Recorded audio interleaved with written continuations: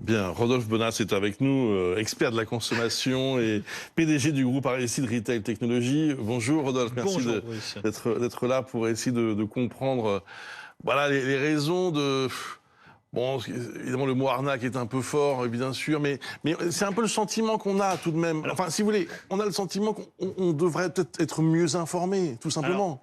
Alors oui, vous avez tout à fait raison. Et ce qui est assez accablant dans ce que vient de nous présenter Gaëtan Mélin, c'est que la réalité, c'est qu'habituellement, la shrinkflation, on est habitué à ce que les quantités diminuent ou les litrages diminuent, mais que le prix reste identique, de façon à ce qu'on puisse piloter sa liste de courses. Donc de manière très insidieuse et un petit peu contournée, on arrive à faire, à nous, sur notre ticket de caisse, se dire, bah oui, finalement, j'arrive à peu près à la même dépense, mais on se rend pas compte qu'il manque un biscuit ou qu'il y a un peu moins de quantité.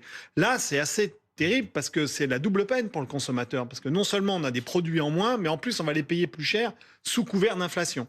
Donc c'est pour ça que là, tout de suite, à nos téléspectateurs, on peut leur dire, il y a un prix qu'il faut regarder. Ce prix, il est vital pour arriver à piloter sa liste de courses et piloter son budget. C'est son prix au kilo, le prix au litre. C'est légal. Alors je sais qu'il est écrit en petit. Mais comment vous pouvez, vous connaissez pas, je sais pas, vous achetez combien de produits quand vous allez faire vos courses? Alors, 50, 60, j'en sais rien.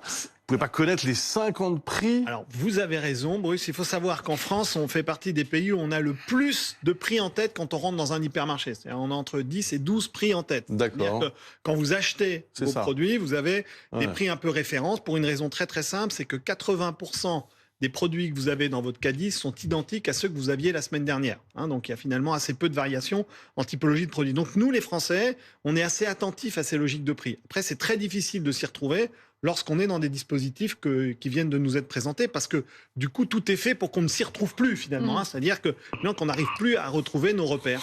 Donc oui, c'est vrai qu'il faut le dénoncer. Ce qu'il faut savoir, c'est qu'il n'y a rien d'illégal là-dedans. Mais c'est ça le problème. Eric Colégas vient de nous rejoindre, bonjour. C'est parce que c'est pas illégal que c'est scandaleux, justement. Oui, mais en fait, ils peuvent faire ce qu'ils veulent, quoi. Est-ce que vous vous souvenez de Au bon beurre de Jean Dutour avec Roger Hanin et Andrea Ferréol? Ils mouillaient le lait.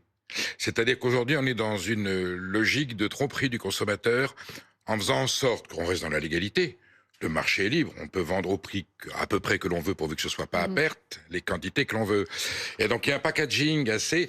Alors on vous dit souvent il y a un nouveau packaging, c'est le même produit, et puis il y a 15 centilitres de moins, 30 grammes, 200 grammes de moins, mais on vous dit, bon, en fait, la réalité c'est que cette crise est liée au fait que personne n'ose dire nous n'étions pas au juste prix de la production.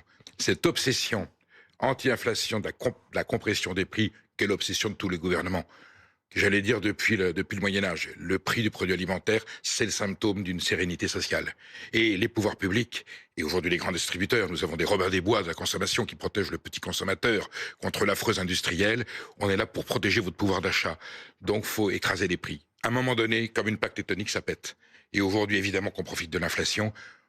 Les industriels ce sont eux qui ont fait l'effort pendant des décennies pour convenir au diktat de la grande distribution, qui fixait les prix. On est dans un libéralisme curieux, c'est le client qui fixe au producteur le prix avec lequel il va le payer. À un moment donné, le système, voilà. Alors, on a eu la loi Egalim, on en a eu 3, qui pour la première fois, le producteur vit de son travail. Le producteur de lait est payé par Lactalis au prix de revient de son litre de lait, et le céréalier, le maraîcher, le volailler.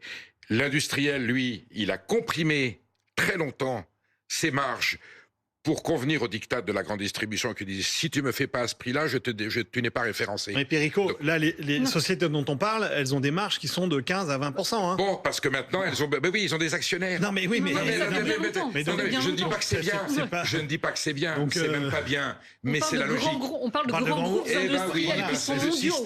Le système libéral, aujourd'hui, veut que les industriels qui ont comprimé leurs marges un certain temps, ils sont pas malheureux, ils ont jamais été malheureux, ni Nestlé, ni Danone, voilà, ils ont comprimé leurs marges, Maintenant, ils essaient de récupérer un petit peu le terrain perdu. Parce que là, la grande distribution, elle s'est toujours goinfrée. Non, mais là, il y a un groupe international, Perico Légas, qui fait 80 milliards de dollars de chiffre d'affaires et qui a généré 20 milliards de profits cette année. Bien sûr. Donc là, on ne peut pas parler qu'ils ont comprimé leur marge. Parce que quand on fait 25% de marge... Ils l'ont fait à un moment donné. Mais moi, ce groupe-là, je le connais très bien. Moi aussi. Je le cite assez souvent, mais je ne vais pas le citer aujourd'hui parce que je veux quand même arrêter de lui taper dessus. Bon. Mais il faut savoir que là, ça fait 20 ans qu'ils ont des marges qui sont de 25%. confortable. Donc il ne faut pas dire qu'ils ont été...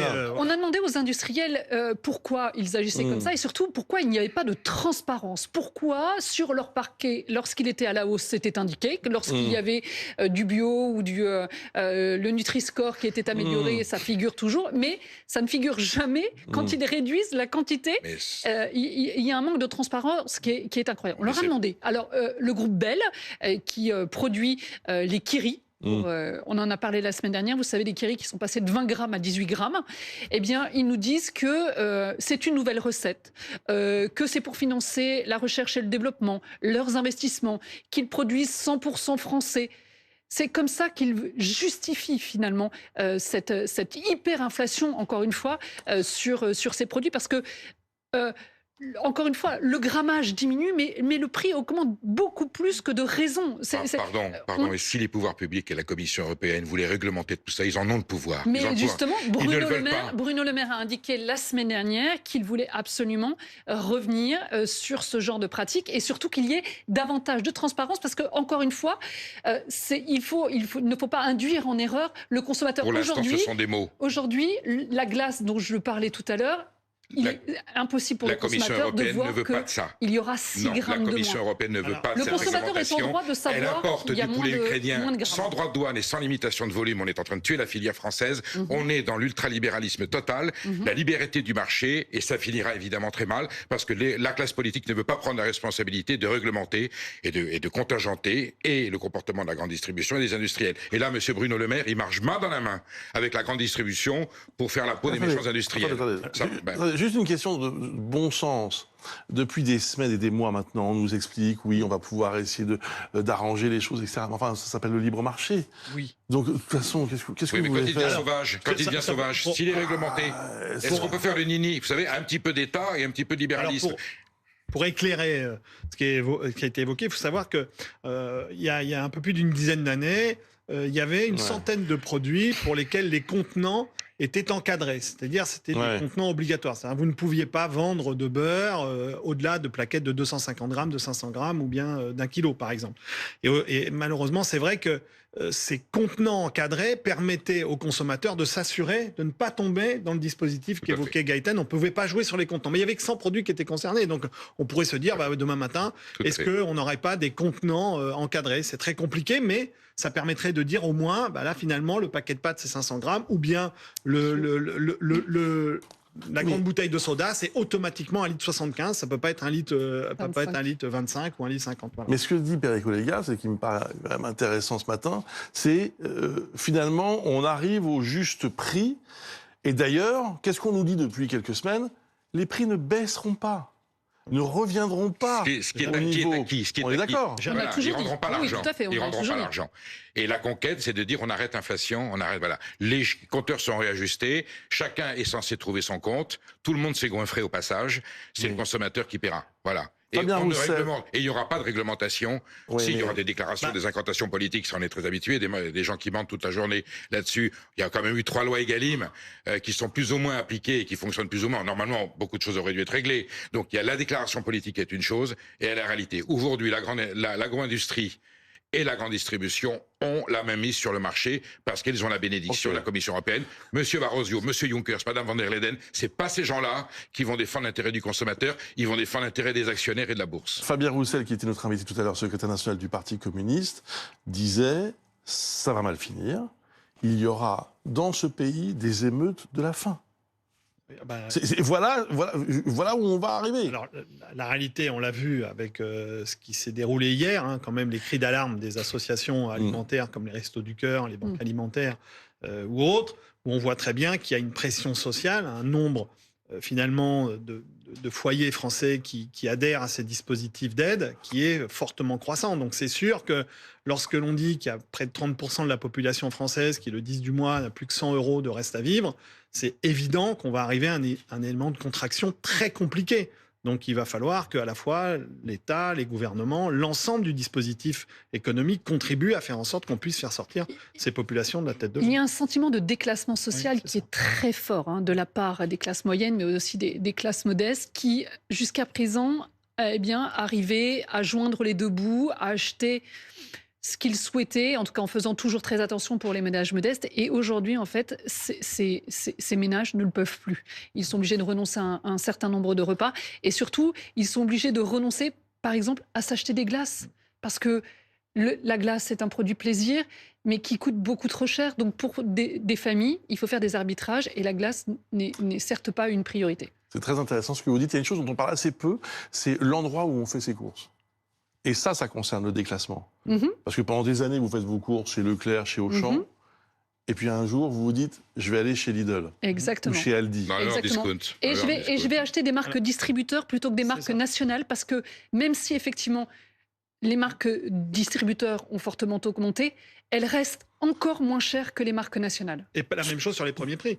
Aujourd'hui, depuis près d'un an maintenant, les premiers prix sont en forte croissance dans le volume de vente. Il y a quand même eu tromperie sur la marchandise. Le concept, le rêve européen était censé nous protéger de ce genre de dérive. Et quand le PDG, je crois que c'est le PDG de Stellantis, qui dit la Commission européenne laisse l'importation de voitures chinoises qui coûtent 25% moins cher, c'est en train de ruiner notre industrie automobile. Et sa phrase a été, ça se réglera plus au niveau économique, ça se réglera dans les urnes. Et je pense qu'un jour, il y aura un malaise dans ce pays qui fera qu'on aura peut-être de mauvaises nouvelles électorales parce qu'on se sera comporté pas correctement avec le consommateur et avec les citoyens. Merci à tous les trois. C'est intéressant encore une fois d'abord de montrer la réalité de certains produits. C'est pas tous les produits. Non. Il faut quand même le dire, mais ça existe, ça arrive. Si vous pouvez être vigilant, essayez de l'être, voilà, mais c'est vrai que lire bien le prix au kilo.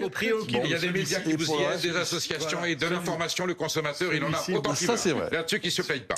Merci beaucoup. Au sujet des Restos du Cœur, je voulais vous annoncer ce matin que le groupe Altis c'est nous, hein, c'est BFM TV, c'est RMC, c'est SFR, se mobilise pour sauver les restos. Je vous ai dit une petite bêtise tout à l'heure, ce sont bien les abonnés de SFR qui peuvent bénéficier de l'opération 1 euro donné, 1 euro offert, en quelque sorte, par le groupe Altis. C'est-à-dire que si vous donnez, en étant client SFR, si vous donnez 10 euros, eh bien, Altis s'engage à donner également 10 euros en même temps pour, en quelque sorte, être solidaire des Restos du Cœur.